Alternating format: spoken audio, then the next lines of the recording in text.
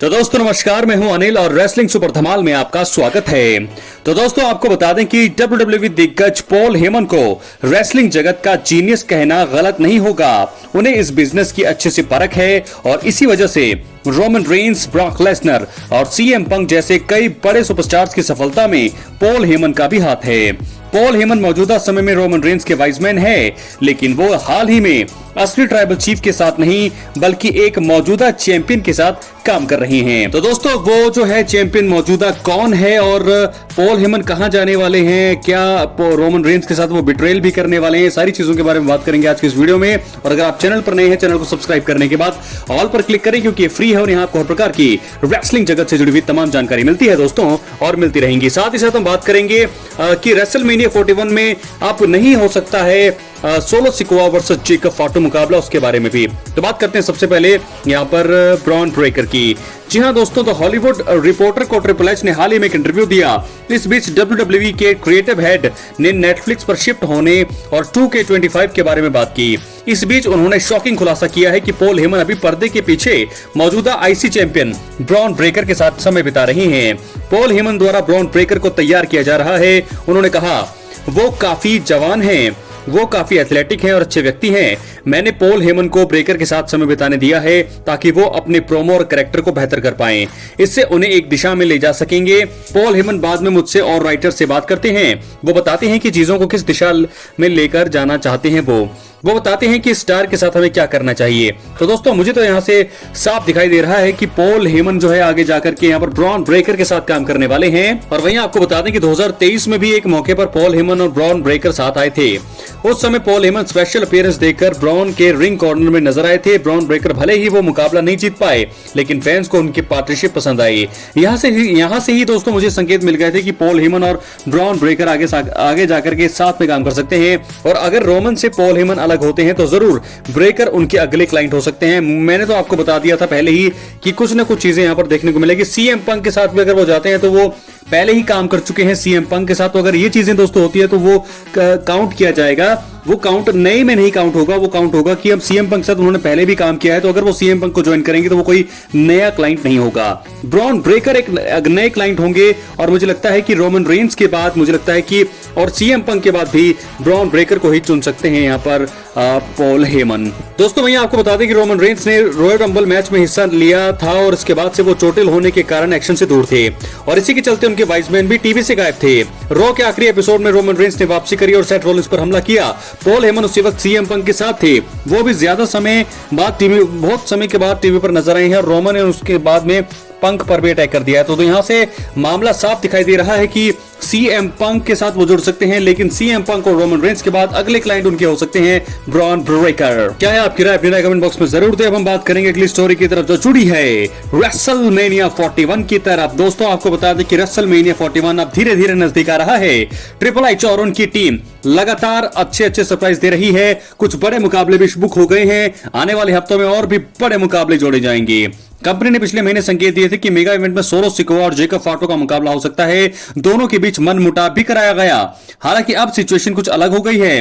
WWE ने शायद plan में बदलाव कर लिया है। खैर इस वीडियो में दोस्तों हम उन 3 कारणों के बारे में बात करने वाले हैं कि क्यों रेसलमेनिया 41 में सोलो वर्सेस फाटू अब होना मुश्किल लग रहा है।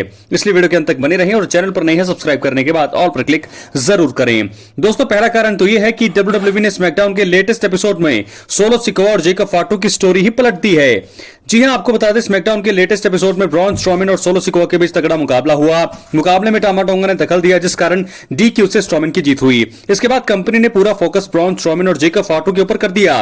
ब्रॉन स्ट्रोमैन ने जेकब फाटू की हालत खराब की और आप सभी जानते हैं कि इनके बीच भी राइवलरी अब लंबे समय से चल रही है। ऐसा लगता है कि कंपनी ब्रॉन स्ट्रोमैन और जेकब फाटू के बीच पहले कहानी खत्म करना चाहती है। दोनों के बीच रेसलमेनिया 41 में मुकाबला कराया जा सकता है। तो मुझे लगता है कि सबसे पहले ब्रॉन स्ट्रोमैन और जेकब फाटू की कहानी को खत्म करेगी WWE और उसके बाद ही जेकब फाटू और सोलो सिकोआ आमने सामने होंगे।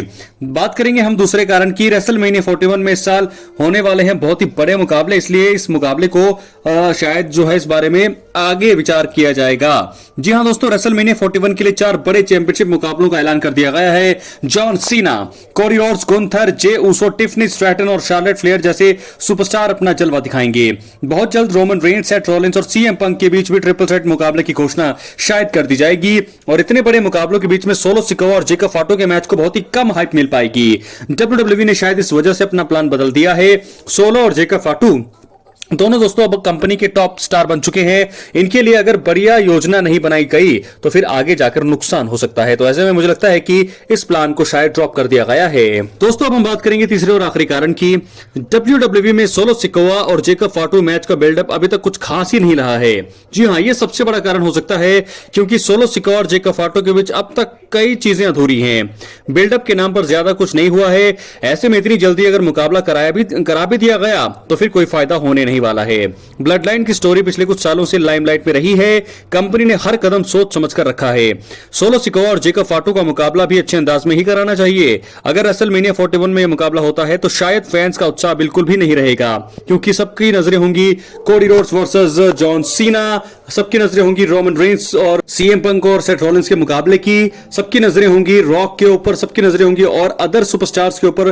तो ऐसे में यहां पर मुझे नहीं लगता कि इस स्टोरी और इस बिल्डअप के लिए जो है लोग अभी तैयार हैं। तो ऐसे में मुझे नहीं लगता कि यह मुकाबला अब जो है रेसलमेनिया 41 में चार चांद लगा सकता है। हालांकि अभी क्योंकि दोस्तों अचानक से अगर आप स्टोरी बिल्डअप करेंगे तो जल्दी जल्दी में कुछ चीजें जो है अधूरी रह सकती हैं। तो ऐसे में बहुत ही सोच समझकर प्लान तैयार किया जाना चाहिए। और अगर रेसलमेनिया 41 में इनका मुकाबला नहीं होता है तो आप समर स्लैम में कर सकते हैं, आप आगे जाकर के किसी भी इवेंट में कर सकते हैं क्योंकि रेसलमेनिया 41 में अगर नहीं भी होता इनका मुकाबला तो भी कोई बड़ी बात नहीं। अगर किसी दूसरे प्रीमियम लाइव इवेंट में अगर हमें देखने को मिलता है इनका मुकाबला तो वो भी एक अच्छी चीज रहेगी। तो दोस्तों तीन बड़े कारण मैंने आपको बता दिए हैं कि आखिरकार क्यों रेसलमेनिया 41 में हमें जो जेकब फाटो और सोलो सिकोआ के बीच मुकाबला होने की उम्मीदें बहुत ही कम लग रही हैं, यानी कि मुश्किल लग रही हैं। क्या है आपकी राय, अपनी राय कमेंट बॉक्स में जरूर दें। चैनल पर नए हैं सब्सक्राइब करने के बाद ऑल पर क्लिक करें।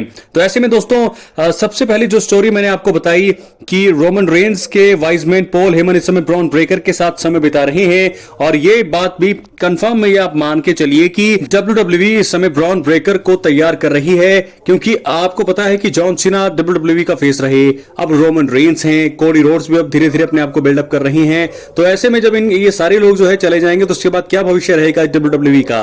तो ऐसे में मुझे लगता है कि यहां पर ब्रॉन ब्रेकर को तैयार किया जा रहा है एक प्रॉपर हील बनाने के लिए ताकि पॉल हेमन के काम को आगे बढ़ाया जा सके क्योंकि रोमन रेंस के बाद जो है पॉल हेमन शायद ब्रॉन ब्रेकर का ही साथ देने वाले हैं और उनके ही वाइसमैन बनने वाले हैं। तो फिलहाल वो एक बड़ी स्टोरी है और मुझे लगता है कि सोलो सिकोआ और जेकब फाटो के बीच अभी मुकाबला बुक नहीं किया जा सकता है क्योंकि स्टोरी उतने हिसाब से अच्छी नहीं है और इतने हिसाब से आगे भी नहीं बढ़ी है, ना ही इनके बीच में अभी तो कुछ ऐसा हमें देखने को मिला जो बहुत ही खतरनाक हमें देखने को लगे। तो फिलहाल तीन कारण ये भी मैंने बताया आपको कि क्यों नहीं यहां पर अब बहुत ज्यादा मुश्किल लग रहा है जेकब फाटो वर्सेस सोलो सिकोआ। क्या है आपकी राय, कमेंट बॉक्स में जरूर दे। बहुत बहुत